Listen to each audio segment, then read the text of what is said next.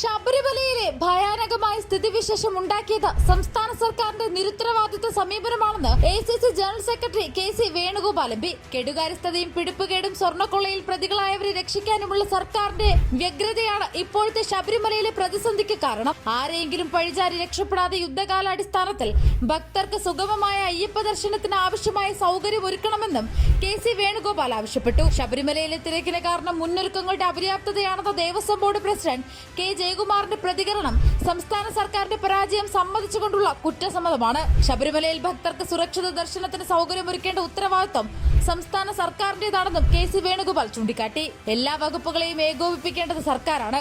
എന്നാൽ സ്വർണ്ണക്കടത്തുകാരെ രക്ഷിക്കാനും കൊള്ളമറയ്ക്കാനുമുള്ള തിരക്കിലായിരുന്നു സർക്കാരും ദേവസ്വം ബോർഡും.